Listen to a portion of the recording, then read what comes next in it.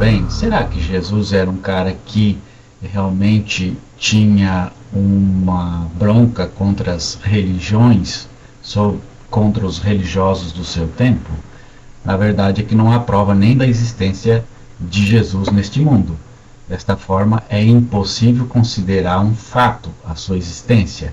Então, as criações sobre um possível perfil de alguém chamado Jesus são todas endossadas pela capacidade do ser humano de teorizar, de especular, de criar enredos, de fantasiar, de elaborar, de romantizar, de propor, de supor, de idealizar com base nos textos bíblicos. Portanto, achar que ele era uma linha dura ou era amigável ou contra as religiões são suposições pouco efetivas. No entanto, se fizermos um exercício para tentarmos nossa criatividade com base no conhecimento sobre os domínios romanos do primeiro século, é possível enxergarmos que Jesus não teria moral para impor uma vontade sobre os religiosos do seu tempo, muito menos sobre a sua própria etnia.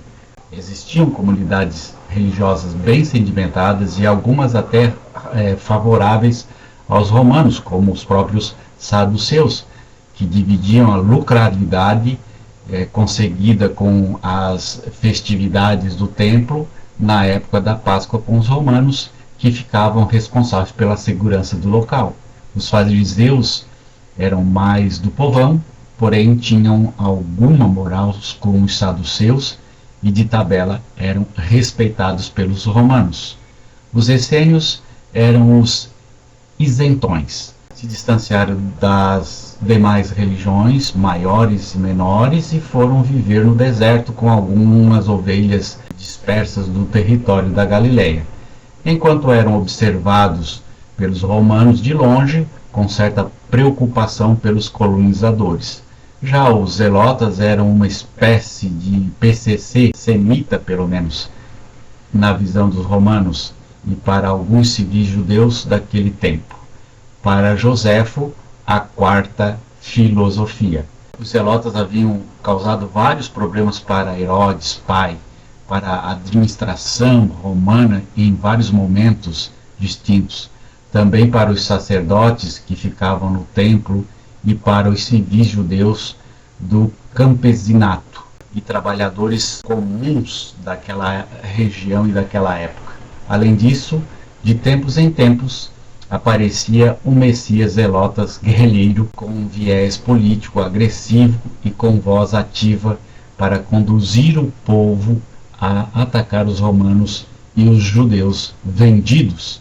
A linhagem mais rebelde dos zelotas ficou conhecida como os sicários, que andavam com um punhal escondido nas vestes para atacar os civis, matar soldados romanos e eliminar os sacerdotes do templo vendidos. Josué ben Galá foi morto na revolta de um cerco zelota. Não só ele, mas Ananus não foi poupado, homens proeminentes para a sua época. Grupos menores como os apocalípticos ficaram distantes do centro administrativo romano a fim de evitar atritos e mal-entendimentos, principalmente se viesse alguém considerando-se Messias no meio dessas comunidades. Portanto, se Jesus de fato existiu, e se formos ter a história da religião e do poder e do domínio romano, de duas oscilações gerenciais bélicas e demográficas do espaço controlado, isto é, Galileia e suas adjacências, é difícil aceitarmos que Jesus jamais teria envergadura, poder moral e muito menos física para incomodar qualquer uma das religiões supracitadas e dos devotos que fossem membro de alguma dessas. Portanto, é impossível crermos que, se ele existiu, ele tenha tido alguma influência sobre as religiões de sua época.